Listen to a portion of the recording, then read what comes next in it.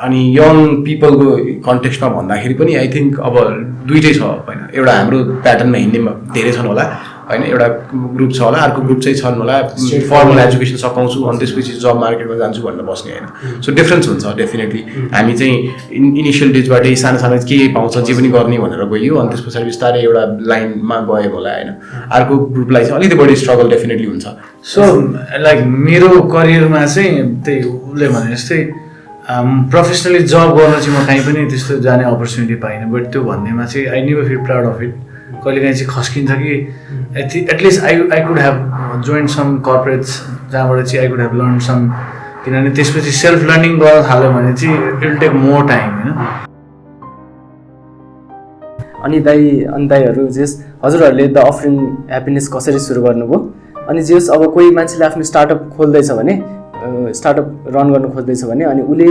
मैले के problem solve गर्छु भनेर त्यस्तो आइडिया चाहिँ कसरी पाउने अनि हजुरहरूले चाहिँ अफरिङ ह्याप्पिनेसको लागि आइडिया कसरी पाउनुभयो त्यो पनि भनिदिनु न ओके सो मै गरिदिन्छु है त यसको कुरा चाहिँ अफरिङ ह्याप्पिनेस अघि सन्तोषले भने जस्तै यो चाहिँ हाम्रो group of people group of फ्रेन्ड्सको आउटकम भनेर पनि हामी जहिले भन्छौँ सो हामी कलेजमा हुँदाखेरि हामी नन प्रफिटमा काम गर्दाखेरि चाहिँ we thought like we need to do something by our own होइन त्यसको लागि चाहिँ मेबी स्टार्टअप कल्चर विक भर्खर नेपालमा सुरु हुँदै थियो and then I think we need to jump त्यो पर्टिकुलर सेक्टरमा भन्ने कुरा भयो अनि त्यसपछिबाट चाहिँ टिममै आइडिया के पिच भयो भन्दाखेरि चाहिँ एउटा प्रब्लम कस्तो खालको छ भन्दाखेरि नेपालमा चाहिँ धेरैजना मान्छेहरू विदेश गएको छन् होइन अनि उनीहरूले गिफ्टहरू सेन्ड गर्न खोज्छन् आफ्नो घरमा तर मेन प्रब्लम के छ भन्दाखेरि चाहिँ अब कसरी पठाउने अनि गिफ्टको अहिले जुन तरिकाको गिफ्टिङ त्यतिखेर हुन्थ्यो एउटा सानो सामान जसमा चाहिँ बढी इन्टिमेसी र इमोसन त्यति जोडिया हुँदैन थियो सो कस्टमाइज गरेर हामीले कसैको घरमा बिहान गिफ्ट लगिदिउँ भने त्यो मान्छे कति खुसी हुनसक्छ कसैको बिहाफमा भन्ने तरिकाबाट आइडिया जेनेरेट भयो कस्टमाइज गिफ्टको कन्टेक्स्टबाट अनि त्यसरी जेनेरेट भएको आइडियालाई चाहिँ त्यो आइडिया पिच भयो त्यसपछि त्यसमा साथीहरूको इनपुट हुँदै हुँदै हुँदै त्यसमा एकदम रिसर्च त्यसमा टाइम दिँदै गइसकेपछिको एउटा आउटकम अफरिङ ह्याप्पिनेसको अहिलेको यो सेपमा छ त्यसका विचार कहानीहरू एकदम भास्ट होला अर्को क्वेसनलाई त्यसमा एड गर्दाखेरि चाहिँ कसरी चाहिँ प्रब्लम सल्भिङ हुने भन्ने खालको कन्टेक्स्टमा चाहिँ I think it's a very easy things हाम्रो देशमा अपर्च्युनिटी एम्पल्स अफ अपर्च्युनिटी किन छ भन्नुको कारण चाहिँ हाम्रो देशमा धेरै प्रब्लम छ होइन सो आफ्नो प्रोफेसन के छ आफूले काम के गरिरहेको छ र आफ्नो वरिपरिको टिमको एक्सपर्टिज के छ भन्ने कुराको एउटा सेल्फ एनालिसिस गरिसकेपछि फर इक्जाम्पल तपाईँ हुनुहुन्छ तपाईँको साथी हुनुहुन्छ तपाईँको टेकतिर एकदम राम्रो जुन एक्सपर्टिज छ होइन त्यो भइसकेपछि टेकबाट गर्न खोज्ने के अरे सल्भ गर्न खोज्ने प्रब्लम्सहरू के हुन्छ अझै डिस्टिङली देख्न सकिन्छ नि त सो त्यही एस्पेक्टबाट पनि हामीले अब हामीसँग साथीहरू हुनुहुन्थ्यो जसले चाहिँ क्राफ्ट्सहरूको काम गर्नुहुन्थ्यो हामीले कलेजमा डिफ्रेन्ट प्रोजेक्ट्सहरू गर्थ्यौँ सो उहाँलाई देखिसकेपछि यो आइडिया जेनेरेट भयो कि यो पर्टिकुलर स्किल्सलाई यो पर्टिकुलर प्रब्लमलाई चाहिँ हामीले मोल्ड गऱ्यो भने वी क्यान सल्भ इट भन्ने खालको कुराको एउटा हुन्छ नि हामी दुईजनै डिस्कस गर्दै थियौँ त्यसमा अनि त्यसमा चाहिँ अनि यो खालको प्रब्लमको सल्युसन आयो त्यही हो अरू के त्यही हो सो उसले भनेकै कन्सेप्ट हो प्रब्लम भनेको अब जेनरली भनौँ देयर लड अफ प्रब्लम्स अनि फर्स्टमा प्रब्लम भन्दा नि अफरिङ के कुनै स्टार्टअप सुरु गर्नलाई डेफिनेटली टिम चाहियो पहिला होइन एक्लै गर्ने भन्दा पनि भनौँ न ग्रुप अफ फ्रेन्ड्स जसलाई चाहिँ केही गर्ने इन्टेन्सन जस्ट केही गरौँ भन्ने जोस मात्र छ भने पनि भयो त्यस पछाडि चाहिँ मेबी कुनै प्रब्लम होला अर कुनै भनौँ न इग्नाइट गर्ने ठाउँ चाहिँ विभिन्न हुनसक्छ होइन अनि हाम्रो लागि पनि आई थिङ्क एउटा त डेफिनेटली उसले जुन ग्याप देख्यो होइन त्यो एउटा ती कस्टमाइज गिफ्ट डेलिभर गर्दाखेरि त्यो पनि अझ सरप्राइज तरिकाले कसैलाई चाहिँ घरमा डेलिभर गर्यो भनेको त्यो फिलिङ होइन जुन चाहिँ धेरै कम्पनीजहरू नेपालमा थिएन भनौँ एक दुईवटा गिफ्ट कम्पनीजहरू थियो होला तर त्यो लेभलको क्रिएटिभिटी त्यो लेभलको गिफ्टलाई चाहिँ एज अ इमोसनल प्रोडक्ट भनेर मान्ने कम्पनी थिएन होइन अनि हामीले चाहिँ त्यही ग्याप फुलफिल गर्न सक्छौँ भनेर सुरु गरे हो so there are lot of gap vacuum टन्ने स्पेस छ अनि I think anyone can start first भनेर चाहिँ जस्ट राइट इन्टेन्सन चाहियो होला या अलिकति चाहिँ पेसेन्स कन्सिस्टेन्सीको कुराहरूलाई चाहिँ मध्यनजर गर्नुपर्नेछ यङ जेनेरेसनमा चाहिँ अब त्यही हो आज टक्क कम्पनी सुरु गर्यो अनि एक वर्षमा चाहिँ ला टन्न पैसा कमाउँछ भन्ने खालको त्यो इन्टेन्सन छैन this is a different world होइन यसमा धेरै कुराहरू आउँछन् होइन सो हामीले पनि धेरै कुरा नबुझेर नै हाम फाल्यो तर मेन भनेको चाहिँ एभ्री प्रब्लमलाई फेस गर्न सक्छु भन्ने गट्स र त्यो इन्टेन्सन चाहिँ राइट नै थियो त्यो भएर नि we are up to here एउटा यङ स्टार्टअपले फेस गर्ने प्रब्लमहरू के कस्तो हुनसक्छ दाइ सो यङ स्टार्टअपले भने स्टार्टअप भने यङ नै भइहाल्यो होइन हाँ, डेफिनेटली सो फेस गर्ने च्यालेन्जेसहरू भनेको चाहिँ आई थिङ्क फर्स्ट भने अब भनौँ कसले सुरु गरेको पनि डेफिनेटली हुन्छ अब यङ पिपलले सुरु गरेको स्टार्टअप भनौँ होइन त्यसरी अझ त्यसलाई डिफाइन आई थिङ्क एउटा त ल्याक अफ एक्सपिरियन्स हुन्छ मार्केटमा कसरी गर्ने मार्केट रिसर्च नै हामी कम गरेर हुन्छौँ होइन अनि त्यो सबै प्रोसेस फलो गर्दैनौँ हामी भनेको एमभिपी बनाएर भनौँ न एउटा मिनिमम भाइबल प्रोडक्ट बनाएर अथवा पाइलटिङ गरेर त्यसरी केही गरेर काम गरेको ड्याङ्ग सुरु गरिदिन्छौँ अनि त्यसपछि बल्ल एक्सप्लोर गर्न थाल्छौँ होइन so that's something that we don't mistake अनि त्यसले गर्दा धेरै च्यालेन्जेस आउँछ मेबी यता क्यास फ्लोमा प्रब्लम आउला होइन सोचे जस्तो रेभेन्यू नआउला पेसेन्स डेफिनेटली उसले अघि भने पेसेन्स पर्सिभरेन्स होइन कतिको लेभल चाहिँ अब भनौँ आज सुरु गरेर पैसा कमाइन्छ जस्तो लागेको हुन्छ भनौँ न 1 महिना पछाडि त 5 लाखको 10 लाखको बिजनेस गरिन्छ होला होइन त्यसमा चाहिँ 2 लाख फाइदा भन्ने सोचिन्छ त्यो हुँदैन होइन बिस्तारै त्यो प्रब्लम आउन थाल्छ त्यस पछाडि कसरी कम्पनी रजिस्टर गर्ने थाहा हुँदैन होइन अब त्यस पछाडि बेसिक्स कुराहरू भनौँ कसरी बुक किपिङ गर्ने कसरी अकाउन्टिङ राख्ने थाहा हुँदैन ह्युमन रिसोर्स आफू बाहेक अब अर्को हायर गरे पछाडि त्यसलाई कस्तो ट्रिट गर्नुपर्छ हायर गरिसके पछाडि कसरी चाहिँ अगाडि बढाउनुपर्छ होइन ह्युमन रिसोर्स म्यानेजमेन्टमा प्रब्लम आउला त्यस पछाडि भनौँ प्रब्लम च्यालेन्जेसहरू त अथाह नै हुन्छ भनौँ हरेक सेक्टरमा भनौँ अब एउटा प्रोडक्ट लिएर आएर हुन्छौँ स्टार्टिङमा होइन त्यसलाई एउटा ब्रान्ड पोजिसनिङ दिएर मार्केटिङ गरेर हुन्छौँ कति त्यही रङ हुन्छ होइन जुन बिजनेस भनौँ न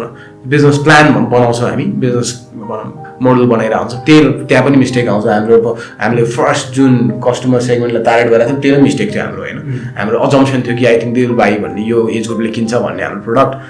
त्यसले नकिन्दो रहेछ होइन फिगर आउट गऱ्यौँ कि यसले त किन्नै सक्दैन रहेछ यो प्रोडक्ट हामीले रङ टार्गेटिङ गरेर आएको छौँ चेन्ज गर्नु पऱ्यो सो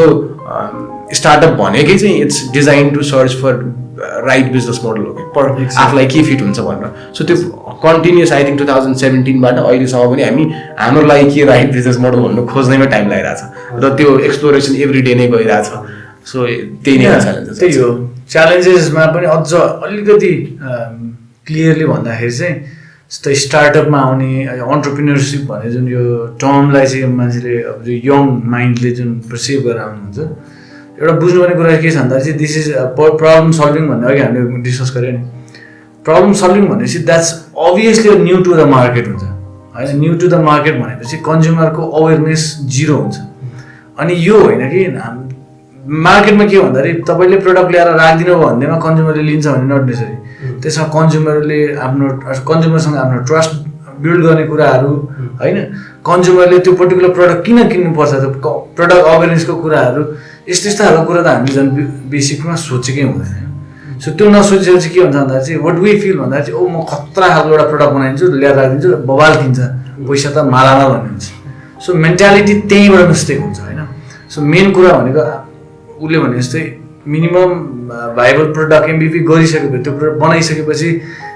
एक्ज्याक्टली कसरी त्यो मान्छेले त्यो ओन गर्न सक्छ होइन जस्तै हामीले पनि अब मान्छेलाई बिहान घरमा गएर गिफ्ट दिने भनेर भन्यो तर बाहिरबाट मान्छेले अर्डर गरिरहेछ भनेपछि मैले त्यो पर्टिकुलर कस्टमरसँगको जुन ट्रस्ट बिल्ड गर्नुपर्ने हो त्यो एकदम इम्पोर्टेन्ट छ नि त मेरो प्रडक्ट मात्रै फ्यान्सी भएर भएन नि त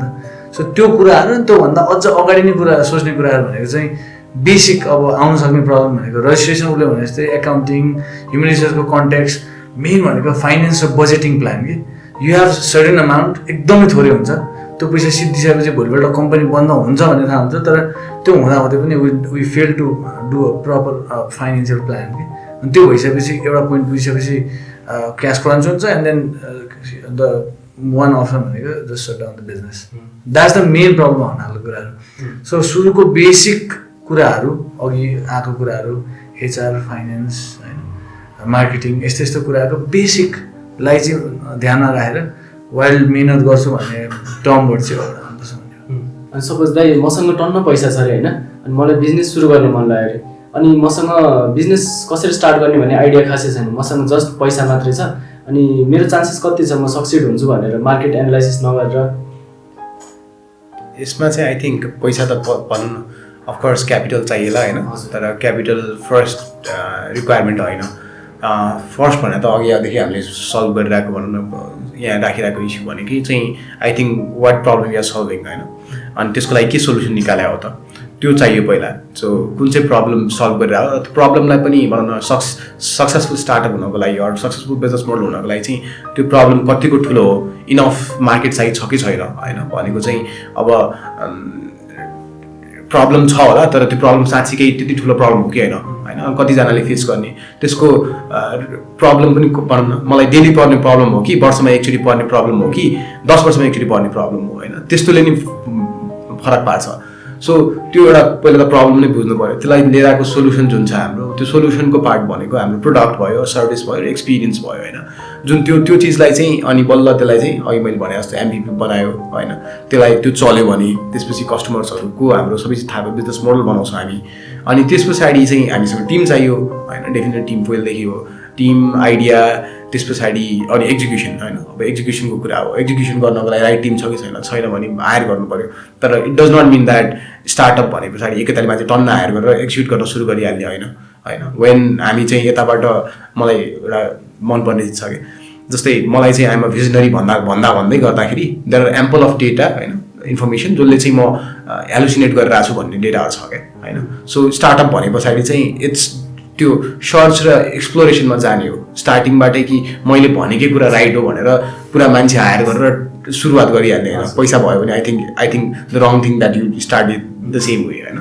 सो हामी चाहिँ हामी पनि पैसा धेरै हालेर सुरु गरेको कम्पनी होइन सो त्यो कारणले गर्दाखेरि एक्सप्लोरेसन गर्नु पऱ्यो कि हाम्रो लागि राइट बिजनेस मोडल के हो हाम्रो कुन चाहिँ प्रोडक्ट चल्छ कुन चाहिँ सर्भिस चल्छ अनि त्यसलाई चाहिँ स्केल गर्छौँ भनेर so that's how we started exactly त्यही मेन भनेको अब उसले सबै कभर गर्यो मेन चाहिँ अब स्टार्टअपको कन्सेप्टै एउटा डिफ्रेन्ट छ कि खास बुझ्नुपर्ने कुरा चाहिँ सो स्टार्टअपको कन्सेप्ट रेगुलरली पैसा भरेर पैसा हालेर गरेर बिजनेस होइन कि सो अहिले यहाँ नबुझौँ but the thing is like if someone wants to try this particular यो स्टार्टअपको concept they need to learn what actually startup यसमा स्टार्टअप स्केलअप इन्भेस्टर